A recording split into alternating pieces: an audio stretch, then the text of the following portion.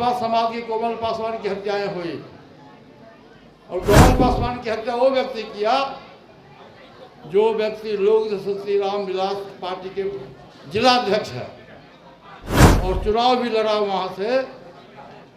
उसके बेटे के द्वारा वो लड़की होली खेल रही थी। उसने कहा कि दुसाध और जवान होली खेलेगा। उसने अपने गाड़ी से रौद दिया और उस बच्ची की हत्या हो गई। लोक जनशक्ति पार्टी रामविलास के जो ट्विटर है उस पर आया कि ये हत्या नहीं है, ये रोड एक्सीडेंट है। अरे चुल्लू भर पानी में मर जाओ, अपने को सबसे बड़े गरीब का नेता कहते हो, गरीब का हितैषी कहते हो। नमस्कार, दर्श न्यूज देख रहे हैं आप और मैं हूं आपके साथ दक्षा प्रिया। पूर्व केंद्रीय मंत्री पशुपति कुमार पारस इन दिनों काफी आक्रामक नजर आ रहे हैं। दरअसल बिहार विधानसभा का चुनाव है और इसके लिए पूरी तरीके से रणनीति तैयार कर रहे हैं। बिहार के कई जिलों में घूम रहे हैं। ऐसे में आज बांका में उनकी जनसभा थी, लेकिन जनसभा को संबोधित करते वक्त उन्होंने ये भी कहा कि दलित का असली चेहरा आखिर कौन है। जब दलितों पर अत्याचार होता है तो ऐसे में कौन आगे आता है। इसके साथ साथ पिछले दिनों जिस तरीके से कोमल पासवान की हत्या कर दी गई थी और इसमें नाम लोक जनशक्ति पार्टी रामविलास के एक नेता का सामने आया था। इसके बाद लोक जनशक्ति पार्टी रामविलास की ओर से ट्वीट किया गया था कि सड़क हादसे में मौत हुई। इसको लेकर भी पशुपति कुमार पारस काफी हमलावर नजर आए। उन्होंने ये तक कह दिया कि ऐसे लोगों को चुल्लू भर पानी में डूब मरना चाहिए। और भी क्या कुछ कहते नजर आए हैं और किस तरीके से अपने कार्यकर्ताओं को संबोधित करें, आइए आपको सुनाते हैं। एक व्यक्ति और एक पार्टी की सरकार है 20 वर्षों से, जो बीमारू सरकार है।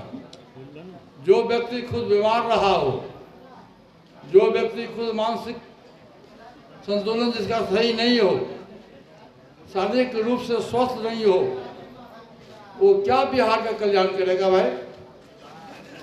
आप ये बताइए कि 20 वर्षों में मैं माननीय नीतीश कुमार जी से पूछना चाहता हूं कि आपने 20 वर्ष में बिहार में कौन सा कल कारखाना लगाया? एक भी कल कारखाना बिहार में नहीं लगा। आपने बेरोजगारों की लोगों की सूझ नहीं दी और जितने हमारे बिहार में लाखों लाख बेरोजगार नौजवान हैं, सभी को आपने भगवान भरोसे छोड़ दिया। अब सचिवालय में जाओ, बिना घूस लिए हुए, बिना भ्रष्टाचार किए हुए कोई काम नहीं होता है। मैं तो कहता हूं कि ये व्यक्ति जब से सत्ता में आया, समाज को दो भाग में बांट दिया। दलित और महादलित को अलग कर दिया। पिछड़ी जाति थी, पिछड़ी जाति को इसने अलग कर दिया। गरीब और अमीर को में भेद डाला, औरत और मर्द में भेद डाला। और अंतिम समय में आपने देखा होगा कि इस देश में हिंदू और मुसलमान के दंगा कराने की याद में ये भी सरकार है, चाहे केंद्र की सरकार हो या बिहार की सरकार हो। मैं इसकी निंदा करता हूं। आपने देखा होगा कि विगत जल होली से लेकर अभी तक बिहार में दर्जनों हत्याएं हुई है। उस हत्या में बड़े पुलिस अफसर बिहार के 2 मारे गए। दलितों की बेटियों को इज्जत लूटी गई। पासवान समाज के कोमल पासवान की हत्याएं हुई और कोमल पासवान की हत्या वो व्यक्ति किया जो व्यक्ति लोक जनशक्ति राम विलास पार्टी के जिलाध्यक्ष है और चुनाव भी लड़ा वहां से। उसके बेटे के द्वारा वो लड़की होली खेल रही थी। उसने कहा कि दुसाध और जवान होली खेलेगा। उसने अपने गाड़ी से रौद दिया और उस बच्ची की हत्या हो गई। और राष्ट्रीय लोक जनशक्ति पार्टी रामविलास के जो ट्विटर है उस पर आया कि ये हत्या नहीं है, ये रोड एक्सीडेंट है। अरे तुम चुल्लू भर पानी में मर जाओ, अपने को सबसे बड़े गरीब का नेता कहते हो, गरीब का हितैषी कहते हो और गरीब बच्ची की हत्या हुई और तुम ऐसे व्यक्ति का साथ दे रहे हो जो गरीब विरोधी है। मैं इसकी निंदा करता हूं। उसके तीसरे दिन वहीं पर रंजीत पासवान की हत्या हो गई औरंगाबाद में। पत्रकारिता में वो काम करते थे। उसके तीसरे दिन सहरसा में, जो हमारे जिला के बगल में है सहरसा, वहां एक शिक्षक थे, उस शिक्षक की हत्या हो गई। तकरीबन रोज घटनाएं घट रही है, लूट हो रहा है, अत्याचार हो रहा है। गरीब को कोई सुनने वाला भाई साहब नहीं है। अब आप देखिए, इसमें बांका के बगल में झारखंड है। अभी हमारे केशव सिंह जी ने कहा कि 20% आबादी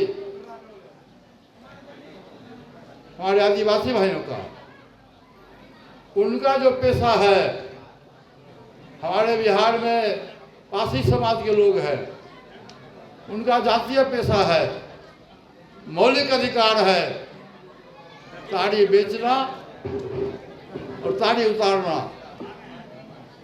उसको इन बिहार की निकम्मी सरकार ने उस पर रोक लगा दिया और नतीजा ये हुआ कि उस समाज के लोगों में भुखमरी है, उसके बच्चों की पढ़ाई लिखाई बंद है।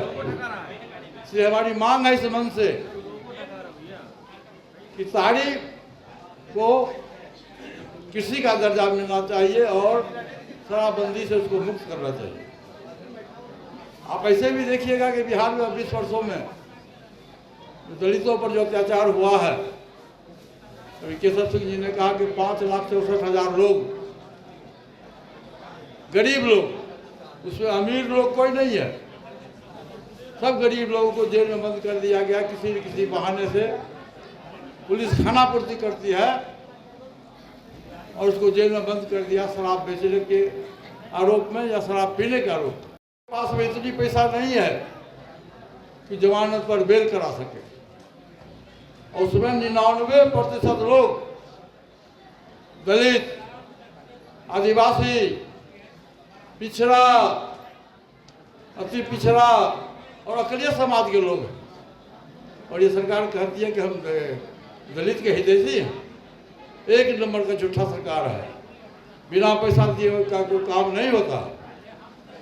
आपने देखा होगा कि शिक्षा, बिहार में सबसे बदतर हालत कहीं है तो वो एजुकेशन का।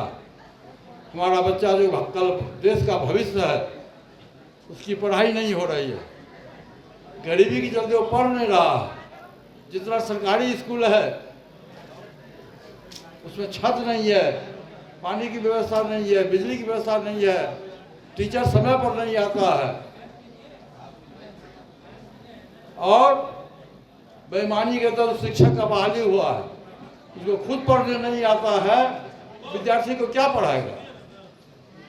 इसलिए इस 20 वर्ष में ये सरकार जो है निकम्मी सरकार हो गई है। अब देखिए, गरीबों के लिए इंदिरा आवास की व्यवस्था है सरकार के द्वारा, भारत सरकार का है। लेकिन आप जाके देखो, पटना सचिवालय में, जिला कलेक्ट्रेट में, ब्लॉक में, तो बिना मुखिया जी और बिना घूस लिए हुए, बिना अनुशंसा के आधार पर उस गरीब को इंदिरा आवास नहीं मिलता। 20%, 30% कमीशन लिया जाता है। ये बिहार का दुर्भाग्य है। अभी आपने देखा होगा आज से 4 दिन पहले कि राष्ट्रगान हुआ।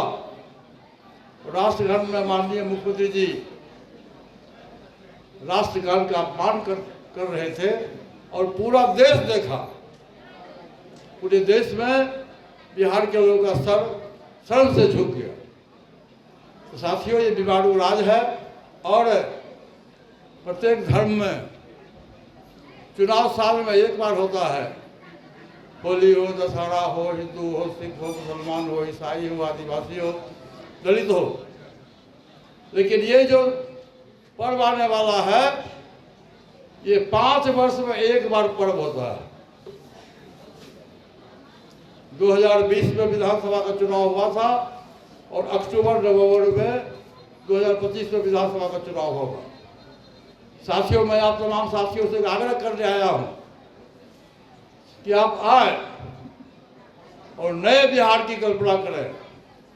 बीमारू राज, बीमारू मुख्यमंत्री से बिहार को छुटकारा दिलावे और अच्छा प्रशासन देने वाले व्यक्ति को, चाहे किसी भी जात और धर्म का हो, आप उसको बिहार की गद्दी पर बैठावे। जहाँ तक बांका जिला का सवाल है, तो पूर्व में भी हम लोगों ने बांका में अपना उम्मीदवार दिया था। दलित सेना के हमारे जवाहर पासवान जी थे। आज मैं आपको वचन देता हूं कि जो हमारा जिताऊ उम्मीदवार होगा, जो जीतने की स्थिति में होगा, हम किसी भी गठबंधन में जाएंगे, हमारी पहली प्राथमिकता रहेगी कि हम बांका जिला में प्रतिनिधित्व दें। ये मैं आपको विश्वास दिलाता हूँ। और हमारे बीच में पीछे में हंसदा साहब है और हमारे बहुत से साथी लोग हैं जो अच्छा काम करेंगे। मैं अपने दल के उम्मीदवार को, मैं अपने दल के कार्यकर्ता को ही अपना उम्मीदवार बनाऊंगा। मैं बाहरी किसी उम्मीदवार को अपने पार्टी का टिकट नहीं दूंगा। तो साथियों, इस पर्व में हम आपसे कहने आए हैं कि आप ऐसे ईमानदार व्यक्ति को अपने यहाँ से, जिस किसी को भी टिकट मिले हमारी पार्टी से, बहुत ईमानदारी के साथ आप उसकी मदद करिए और उसको बिहार विधानसभा में भेजने का काम करिए। और जो आने वाला चुनाव है 14 अप्रैल को बाबा साहब भीमराव अम्बेडकर के पुण्यतिथि पर एक बहुत बड़ी रैली हमारी पार्टी ने किया है।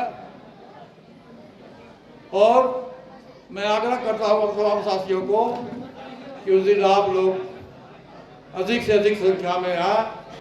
तो सुना आपने क्या कुछ कहते नजर आए हैं पशुपति कुमार पारस, और किस तरीके से जो भीड़ है भारी वो उनकी सभा में देखने को मिल रही है। बांका में आज एक बड़ी कार्यकर्ता सम्मेलन करते हुए नजर आए और ऐसे में क्या कुछ कह रहे थे, किस तरीके से नजर आ रहे हैं वो आक्रामक रूप में आप देख रहे थे। कैमरा पर्सन अनिल के साथ मैं दक्षा प्रिया, दर्श न्यूज़।